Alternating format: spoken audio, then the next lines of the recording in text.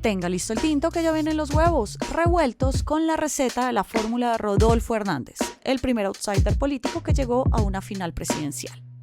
Desde la redacción de La Silla Vacía, soy Tatiana Duque. Es martes 3 de septiembre. Luego de 2 meses en cuidados intensivos, Rodolfo Hernández falleció a los 79 años en su natal Santander. Pasó de ser un ingeniero de universidad pública a un multimillonario constructor que fue un parteaguas en la política bumanguesa, donde fue alcalde en 2015. Poco conocido por fuera de su región, Rodolfo se volvió un fenómeno electoral en las presidenciales a punta de videos, de TikToks y de grupos de WhatsApp. Sin abrazar de frente a los partidos políticos, sacó 10,5 millones de votos en la segunda vuelta que perdió frente a Gustavo Petro. De ahí vino una debacle política de la que no se recuperó. Hoy hablamos del legado que deja la forma de hacer política de el primer outsider que llegó a una final presidencial en los últimos años. Ana León hace parte de la unidad investigativa de La Silla Vacía y cubrió la alcaldía y la campaña presidencial de Rodolfo. Gracias por volver por acá.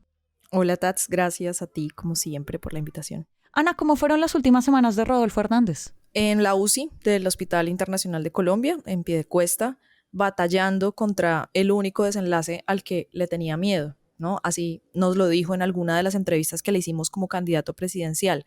No le temía a morir, pero sí a vivir sus últimos días enfermo. Y quizá por eso batalló contra esa enfermedad terminal. Le descubrieron el cáncer a principios de 2023, cuando se estaba calentando la campaña local y él parecía que tenía asegurada la gobernación de Santander.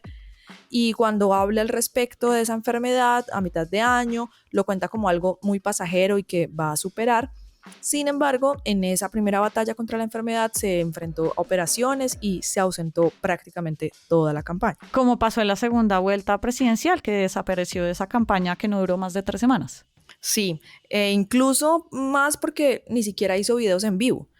Y eso en él, que se hizo políticamente hablando en redes sociales, pesó un montón electoralmente hablando, porque quedó de tercero en la contienda de las regionales.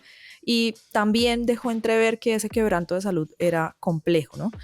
El otro momento que conocimos de su batalla contra la enfermedad fue durante la audiencia en la que fue condenado por el caso de corrupción de Vitalogic en primera instancia. Luego de que el juez lo declarara culpable, Rodolfo reveló que su cáncer era terminal y rompió en llanto. Desde entonces, marzo de este año, vivió midiendo cuántos días se le puede ganar a la muerte, ¿no? Y varias veces ingresó a la clínica para cirugías y tratamientos, hasta ayer que el hospital anunció su fallecimiento. Ana, el paso de tener 10,5 millones de votos a no tener curul, no tener un partido fuerte en su región y al final no dejó heredero político, ¿a él le interesaba dejar uno? Bueno, pues recordemos que él arrancó en política hablando de la lógica, la ética y la estética y del imperativo kantiano, que era como despertar en la gente las ganas de votar sin intenciones particulares, sino una de bienestar colectivo, para que las cosas en lo público se hicieran de manera honesta, sin roscas y con obras de calidad y bellas. Eso, para la campaña presidencial, lo simplificó en luchar contra la corrupción. ¿Cómo logró vender eso? Convencer a la gente pues de esas cosas. Hugo Vázquez y Guillermo Meque, sus publicistas por excelencia que lo conocieron hace 30 años, explican que tenía una inteligencia particular para esas cosas. A un hombre ingenioso, divertido y muy inteligente. Una inteligencia que no era la inteligencia de un hombre culto, sino algo mucho más fuerte y singular.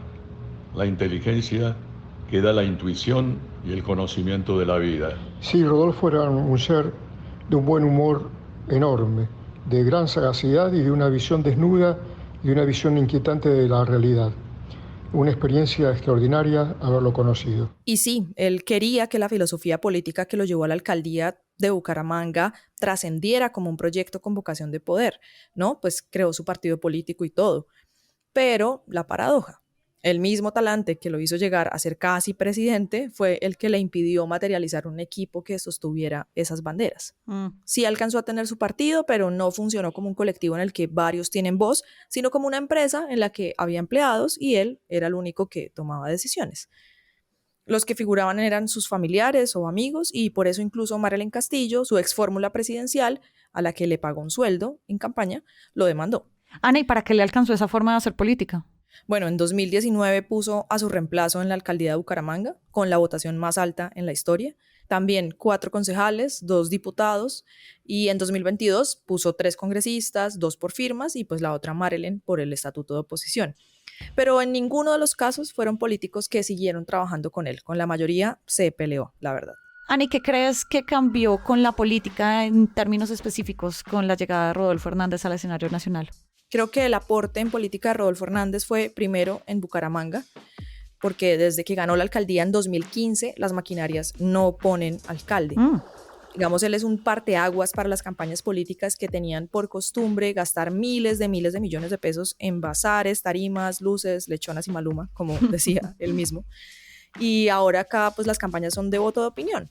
Incluso Jaime Andrés Beltrán, el actual alcalde, que es un político tradicional, se eligió montado en un discurso de seguridad. En últimas, como también decía Rodolfo, apelando a las emociones de la gente y no a temas transaccionales. Sí. Ahora, hablando en particular de lo que caracterizaba su discurso anticorrupción, pues es que era a su vez una confrontación constante con la clase política, ¿no? Él era el que le decía a los políticos en la cara ladrones, mentirosos, esas cosas que un sector del país quería decirles. A pesar de que él era amigo de muchos de esos políticos, cazó pelea contra otros tantos, desde los Aguilar como caciques locales hasta el entonces vicepresidente Germán Vargas Lleras. Algo que le resaltaban siempre quienes trabajaban con él es que podía poner en palabras sencillas esos problemas de corrupción graves. Así lo dice Luisa Olejua, su jefe de comunicaciones en campaña presidencial. Habló de los temas que la gente quería que hablaran. Él los decía y los decía sin tapujos, lo decía sin pelos en la lengua, como buen santandereano. En su discurso anticorrupción, la condena por el caso Vitalogic es un lunar no menor. Sí. Y vuelvo y digo la paradoja, aunque su condena fue por tratar de amañar un contrato millonario, en su administración la mayoría de contratación fue por concursos meritocráticos. Bueno, ¿y qué crees que deja en legado un político que sube como palmera en lo nacional en 2022, pero cayó como coco? Él dio clase magistral de cómo hacer mucho con poca plata y solo en redes sociales. Nunca hubo un evento con tarima como la P de Petro en Barranquilla, ni llenando plazas como tradicionalmente sucede, ¿no? Y eso tiene mucho que ver con que para Rodolfo era un triunfo como ganarse una medalla, pues, cada peso que se podía ahorrar. Eso tenía también que ver con su filosofía de austeridad que pues quiso transmitir en la política. Y las redes sociales te permiten hacer eso. Su campaña era a través del voz a voz vía WhatsApp, videos en vivo en Facebook e Instagram y videos en tendencia en TikTok. Sus campañas fueron baratas. Lo otro es ese estilo confrontacional. Más de uno de los personajes que quieren o están perfilados en la campaña presidencial están asumiendo ese tono, ¿no? Como Vicky Dávila, por ejemplo, o el mismo con el que llegó J.P. Hernández al Senado. Esa confrontación vende entre los electores. Esa es una forma de ser que Rodolfo describía de sí mismo así, que decía las cosas como son, que no se dejaba encaramar, que no era de medias tintas. Pues veremos entonces quién llegará con un legado similar al de Rodolfo para la siguiente elección. Ana, muchas gracias por pasar por acá. A ti. Y arranque el día con estas movidas. Hoy sigue la mesa de conciliación entre la Cancillería, la Procuraduría y la empresa Thomas Gregg para el negocio de pasaportes. El gobierno ya le dio 21.000 millones de pesos más a esta empresa para mantener la operación hasta el 2 de octubre. El Consejo de Estado recolectará las pruebas finales para decidir si retira o no la personería jurídica al partido Soy Porque Somos. Es el de la vicepresidenta Francia Márquez. Y 8 jefes de Estado están confirmados para asistir a la COP16, la cumbre de medio ambiente más importante del mundo que este año ocurrirá en Cali en octubre. La confirmación la hizo la Cancillería. Toda la movida de poder está al aire en lasillavacía.com, en las redes y en el en vivo. Y por acá cada mañana estará servido su desayuno político favorito. Con la producción de Fernando Cruz y de María Camila Ladino, yo soy Tatiana Duque. Nos escuchamos mañana.